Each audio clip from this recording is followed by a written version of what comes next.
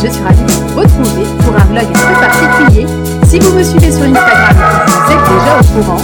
J'ai assisté jeudi à la conférence de presse organisée par Aromazone pour nous annoncer certains grands changements de très belles nouveautés. Je suis donc partie en reportage pour vous ramener de belles exclusivités puisque tout cela ne sera officiellement annoncé par Aromazone que la semaine prochaine. Je vous laisse découvrir tout ça et j'espère que ça va vous plaire. Et si vous avez envie de voir plus de vlogs sur la chaîne, faites-le moi savoir, likez la vidéo, laissez-moi aussi toutes vos impressions en commentaire.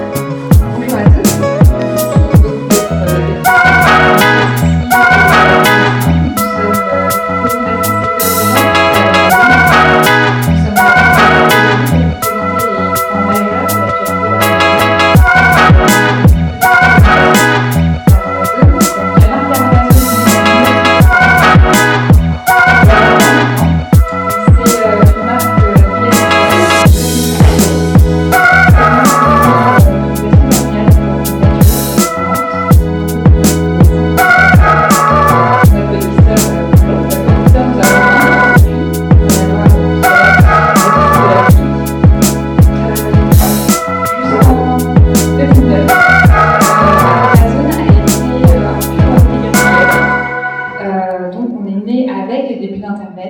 On a grandi avec Internet.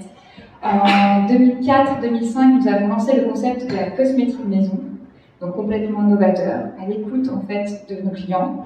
Vous allez voir, c'est très prégnant dans notre ADN. C'est vraiment nos clients qui nous ont portés. C'est ces communautés de fans de la marque qui nous ont portés, qui ont fait cette croissance organique. Donc en 2005, on lance la cosmétique maison. Nous sommes aujourd'hui leaders et pionniers en fait de ce secteur d'activité. En 2009, nous décidons d'ouvrir, toujours à la demande de nos clients, notre première boutique. Donc une toute petite boutique de 20 mètres carrés à Paris, qui était déjà un concept novateur également, qui était une boutique atelier. Donc une toute petite boutique de 20 mètres carrés avec au milieu une table atelier. C'était froid, pour dire. Nous l'avons agrandi en 2010 en ouvrant une boutique boulevard Saint-Germain. Et nous avons complètement revu le concept de boutique atelier en 2014 en ouvrant le grand espace à Odéo. Je ne sais pas si vous le connaissez. On a accéléré ces boutiques l'année dernière puisque sur 2018, nous avons ouvert 2 nouvelles boutiques. Une autre à Paris, où vous êtes aujourd'hui Haussmann, et une à Lyon, dans le Grand Hôtel Dieu. Alors, Aromazone aujourd'hui, qu'est-ce que c'est? Aromazone, c'est une gamme de 1700 références de produits à la vente. C'est aujourd'hui 120 salariés qui sont répartis en France entre nos différentes boutiques et sur notre site de recherche et développement en Provence et notre plateforme logistique également en Provence. Donc aujourd'hui, Aromazone, c'est 3 boutiques ateliers, 2 sur Paris, 1 sur Lyon. En 2018, nous avons atteint un chiffre d'affaires de 66 millions d'euros avec du coup sur les 5 dernières années une croissance moyenne par an de 25%. Aujourd'hui, c'est plus de 3 millions de visiteurs uniques sur notre site internet, ce qui représente en fait un flux de plus de 5000 commandes expédiées chaque jour, qui partent chaque jour de notre plateforme logistique en Provence. Un autre point très marquant de l'ADN de la marque, c'est la richesse de sa documentation. Notre site internet est composé de plus de 80 000 pages, donc 80 000 pages d'informations, de dossiers thématiques, de fiches techniques de produits, et dont notamment 3000 recettes. Un petit jeu.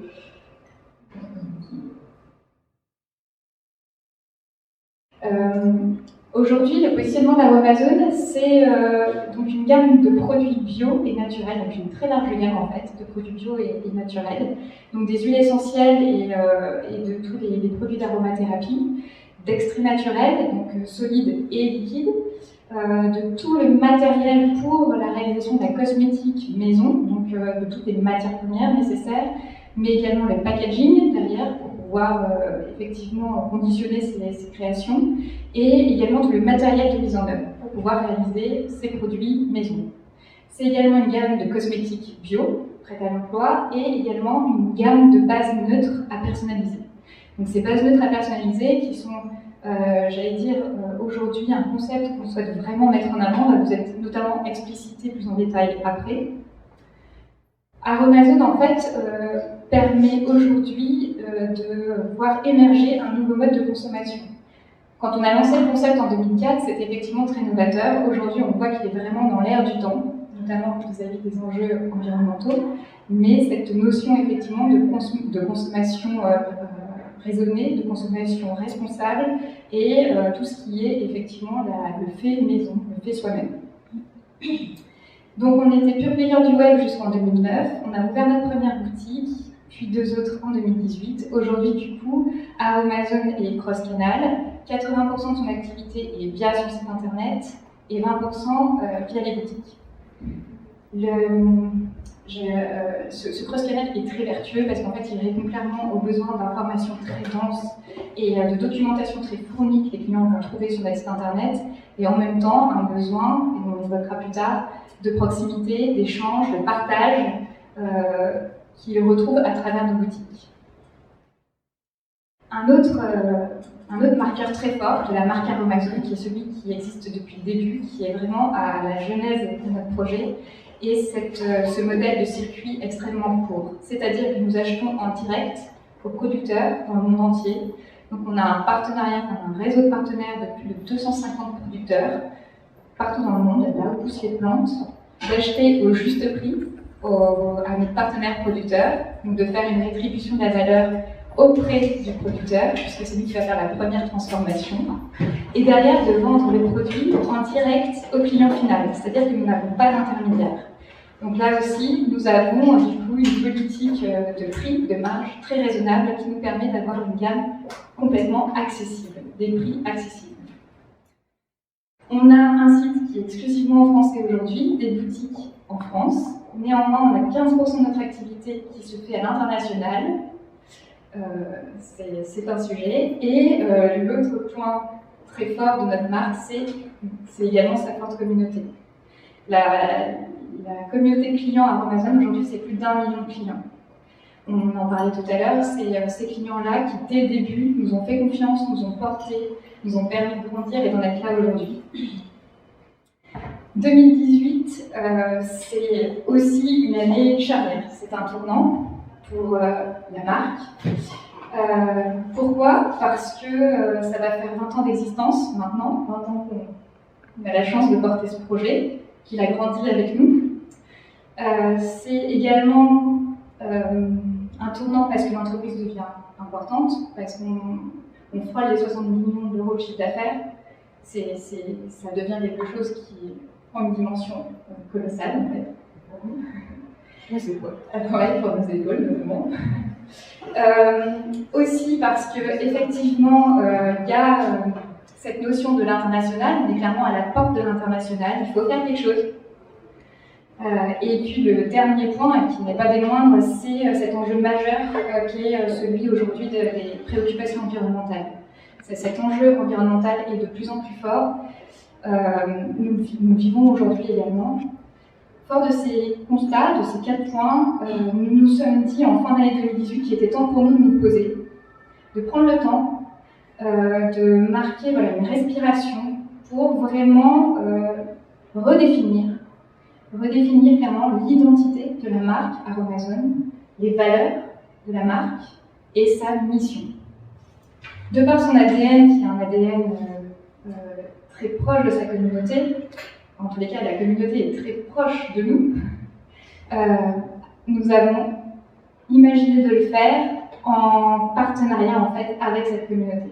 Ou plutôt, on ne pouvait pas imaginer de le faire sans cette communauté. Donc, nous avons eu l'idée, fin 2018, de questionner la communauté Aromazone entière, donc aussi bien nos collaborateurs, mais également les clients et également nos partenaires producteurs, pour derrière redéfinir une feuille de route pour l'avenir d'Aromazone, pour le futur d'Aromazone, une feuille de route éclairée par tous ces angles de vue en fait. Pour consulter cette communauté, nous sommes appuyés sur une application digitale, Toguna, du nom de Tobuna, qui nous a permis, par l'intermédiaire d'une quinzaine de questions ouvertes, de sonder la communauté et de co-construire un certain nombre de propositions qui ont été votées par la communauté. Nous avions deux objectifs ambitieux. Le premier, comme le disait Valérie, de réasseoir l'identité de la marque. Qui est Aromazone pour vous? Quelles sont les valeurs de la marque? Et surtout, quelle est la mission de cette marque? Et au-delà des produits, quelle est sa mission pour le monde? Et le deuxième objectif, tout aussi ambitieux, c'était de définir une feuille de route, de co-construire avec la communauté l'avenir de la marque en définissant les projets prioritaires, les enjeux, les défis, voire les combats à mener pour l'avenir d'Aromazone. Nous avons été étonnés par le nombre de participants, donc 10 000 répondants qui ont fait l'effort de télécharger l'application et puis de s'engager à répondre sur ces 15 questions ouvertes, avec deux possibilités, soit proposer des nouvelles contributions. La première chose, c'est qu'on a pu redéfinir effectivement notre plateforme de marque. Donc on a pu réasseoir nos valeurs, l'identité, la mission de la marque. Mais surtout, on a pu définir une première feuille de route du plan d'action que nous allons mener pour l'avenir Aromazone. Nous avons dégagé les 3 premiers axes prioritaires, qui sont les axes qu'on définit clairement la communauté comme étant les axes prioritaires. Le premier axe, de très très loin, prioritaire, c'est un objectif 0 déchet, avec une préoccupation très très forte de la communauté sur l'impact des emballages sur l'environnement. Et vous avez ici un échantillon des contributions qui ont été postées par nos clients principalement. Moins de déchets plastiques, c'est la contribution qui a été le plus votée. Du vrac, et bien sûr le plus d'emballages recyclables possible.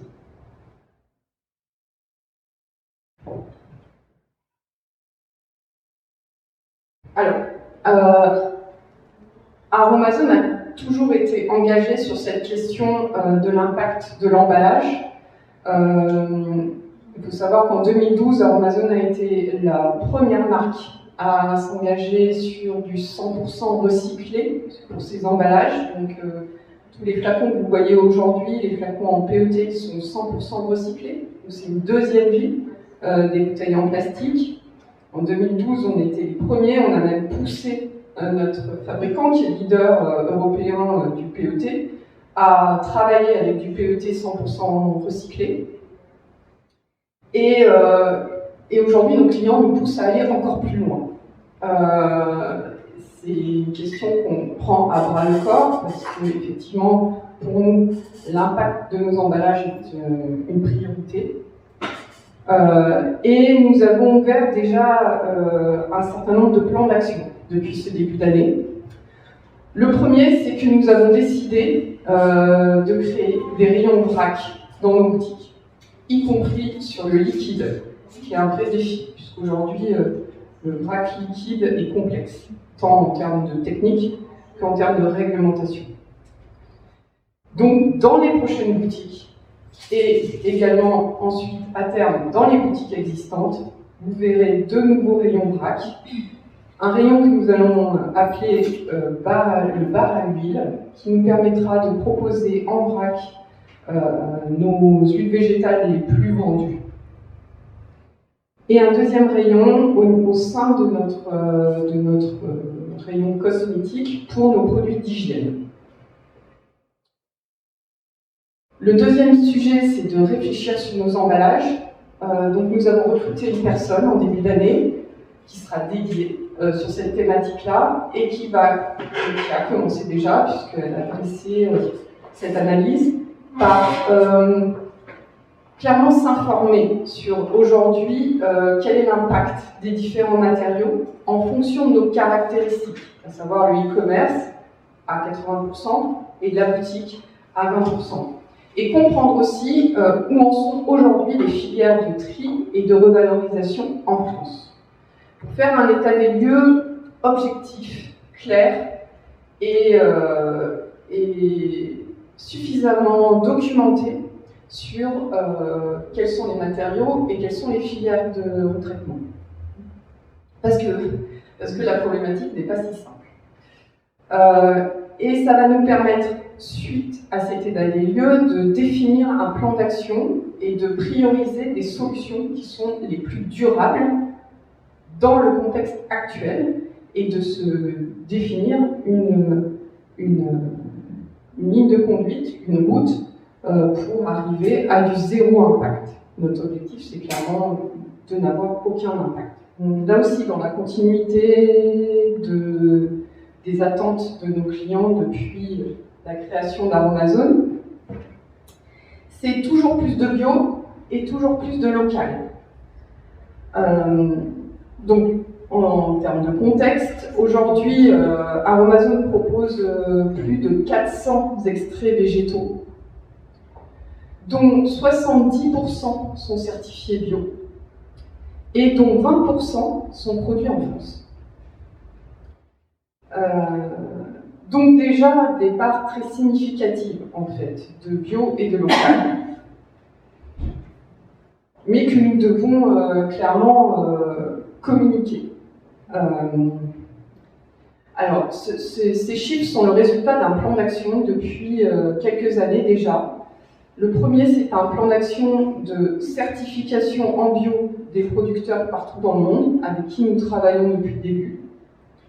Certification qui n'était pas accessible en 1999. Il y a beaucoup de pays qui n'avaient pas accès à la certification bio à l'époque et qui sont aujourd'hui possibles. Donc, nous accompagnons ces producteurs sur des processus de certification bio. Ça nous a permis, sur l'année 2018 et début de cette année 2019, de convertir 30 de nos extraits végétaux en bio, ce qui est significatif. Qui a été vraiment un très gros travail de la part de nos acheteurs qui accompagnent en fait ces producteurs.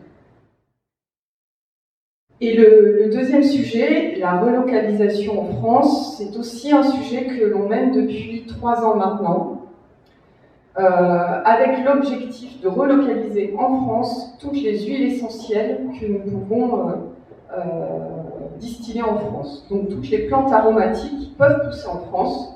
Notre objectif, c'est de les relocaliser en France.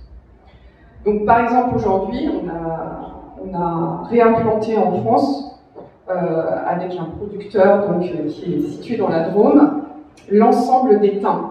Donc, le thym à linalol, le thym à tujanol, le thym à géraniol, mais également le thym à thymol, qui traditionnellement, et depuis de nombreuses années, et distillé, enfin, et cultivé et distillé en Espagne. Bien nous, on l'a réimplanté en Provence. On a fait la même chose avec les sauges, mais également avec la menthe, enfin, avec toutes sortes de plantes aromatiques. Ce qui nous permet aujourd'hui d'avoir la quasi-intégralité des plantes aromatiques en France. Donc ça nous permet d'avoir toute une gamme d'huiles essentielles de plantes aromatiques françaises. Dans les plans d'action que nous avions déjà lancés, mais nous en a fait ouvrir de nouveaux. Le premier, c'est que le programme de relocalisation que nous avons engagé sur les huiles essentielles, nous l'avons dupliqué pour nos huiles végétales. Donc on a aujourd'hui plus de 70 huiles végétales qui sont essentiellement produites en dehors de France et dont la plupart pourraient être produites en France. Ça demande des cultures plus larges que pour les huiles essentielles, mais c'est faisable. Et donc, nous allons y travailler, nous y travaillons déjà, et nous allons proposer très prochainement 2 nouveautés, cultivées et pressées en France, de l'huile de framboise, donc de pépins de framboise France, et puis une huile également, un macérat huileux de pâquerette, fleurs de pâquerette, là aussi cultivée en France. Le deuxième plan d'action, c'est aussi de mieux communiquer sur les producteurs. Aujourd'hui, nous avons 80 000 pages sur notre site internet, mais il y en a très peu qui sont dédiés à nos producteurs. En fait, on communique énormément sur les produits, sur la manière d'utiliser les produits, sur les recettes, sur le concept. Mais finalement, il y a très peu de place pour ces producteurs. Et il est important pour nous aujourd'hui de transmettre, de communiquer et de faire comprendre qui est derrière chaque produit et qui travaille. Et ce sont des nombreuses personnes, beaucoup plus que 120, car rien que pour l'huile végétale d'argan, il y a déjà 400 femmes qui travaillent sur cette huile, uniquement pour Aromazone. Et donc de permettre à nos clients de voir qui est derrière chaque produit, et cela on le fera sans doute à travers un site internet dédié, à travers des supports type vidéo, pour permettre à chacun de nos clients de rentrer chez chacun de nos producteurs. Et puis bien sûr, le dernier plan d'action, il va de soi, c'est que les conversions bio, dès qu'elles seront proposées par nos acheteurs, dès qu'il y aura une opportunité de passer en bio un de nos producteurs, il y aura une priorisation de ces plans d'action max, puisque c'est pas le dernier. Valérie en parlait tout à l'heure, un besoin de proximité de nos clients, avec une demande forte de plus de boutiques. Alors, plus de boutiques, de points de vente, de corners, de points de retrait colis, toutes les formes ont été trouvées dans les contributions. L'idée, c'est effectivement, il y a deux idées derrière cela. Il y a l'idée de partage, d'échange, de pouvoir physiquement se retrouver avec la communauté Aromazone, de pouvoir sentir, voir les produits, de pouvoir être conseillé physiquement dans une boutique, de pouvoir partager un atelier. Et le deuxième objectif, qui rejoint le premier axe, c'est de pouvoir accéder à un rayon vrac et de pouvoir accéder à un certain nombre de services qui iront dans le sens de diminuer l'impact environnemental. Cet angle nous conforte dans un projet que nous avions ouvert, qui est un projet ambitieux et sur lequel on croit beaucoup, d'intégrer au sein des boutiques printemps des espaces shop-in-shop Aromazone. Cette expérience a été au-delà de nos attentes, elle a été vraiment très enrichissante. Et en fait, on s'est rendu compte qu'on ne souhaitait pas limiter cette expérience de consultation de la communauté à du one-shot. Et que cette consultation pouvait s'inscrire dans le temps, en permanence, et être un mode de gestion et de décision pour notre entreprise. Et donc, dans cette volonté de pérenniser ce modèle, nous avons décidé d'ouvrir un site qui s'appellera donc demain-aroma-zone.com, qui permettra d'une part, de notre part, de communiquer sur les plans d'action qui ont été ouverts, sur leur avancée, sur les difficultés également de ces plans d'action, mais également de consulter en permanence la communauté par l'intermédiaire de sondages ou d'appels à participation, d'appels à contribution, pour co-construire dans la continuité les plans d'action qui vont se succéder pour l'avenir Aromazone.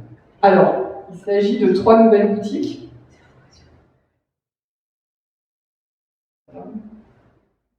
Oui. Nous avons conclu un partenariat avec l'enseigne du printemps pour nous permettre d'ouvrir rapidement une nouvelle boutique Aromazone. Alors, c'est un partenariat win-win où, effectivement, de notre côté, l'avantage, c'est qu'on peut aller vite et ouvrir très rapidement des nouvelles boutiques, avec une proposition exceptionnelle du printemps qui est de nous proposer des espaces suffisamment grands pour nous permettre de mettre l'ensemble de notre gamme, et également un atelier, et également du click and collect, et aussi du vrac, avec des espaces qui font entre 300 et 350 mètres carrés, dans des centres-villes, ce qui est pour nous important, ça correspond à notre ADN, en province. Le côté win pour l'enseigne du printemps, renforcer l'accessibilité prix. Amazon est une des marques beauté les moins chères du marché. Aussi proposer une offre beauté différenciante, ancrée sur des nouvelles tendances, à la fois le do-it-yourself, mais aussi naturel et éco-responsable. Et puis enfin, de toucher une nouvelle clientèle, sans doute assez différente de la clientèle native du printemps, 6 juin. Puis qui sera suivie par les deux principales villes demandées par nos clients, Strasbourg le 13 septembre et Lille le 27 septembre. Et ce n'est qu'un début, puisque d'autres ouvertures sont prévues en 2020. Vous vendez des produits, des ingrédients pour faire soi-même ces produits. Comment vous transférez la responsabilité sur le consommateur? Et est-ce que vous avez déjà des cas de personnes qui n'ont pas les bonnes conditions d'hygiène ou de conservation? Comment vous gérez ça? Donc, on commercialise des ingrédients, on commercialise des kits cosmétiques et on édite des recettes. Tout ça, ça se fait sous maîtrise d'un laboratoire recherche et développement qui est équipé à la fois d'une équipe de formulatrices, en l'occurrence, ce sont des femmes, formulatrices qui sont des professionnels de la formulation cosmétique, également d'une équipe réglementaire avec un pharmacien toxicologue qui est notre pharmacien responsable et une équipe de toxicologues et de chargés réglementaires. Aujourd'hui, chaque ingrédient, chaque kit, chaque recette passe par ces équipes. Donc il y a déjà une très forte compétence qui nous permet de sécuriser l'ensemble de nos productions au sens large du terme. Nous sommes responsables. Nous sommes responsables des produits que nous mettons sur le marché. Et donc nous avons une responsabilité d'information du client, des bonnes dispositions à prendre pour utiliser et fabriquer des produits en toute sécurité.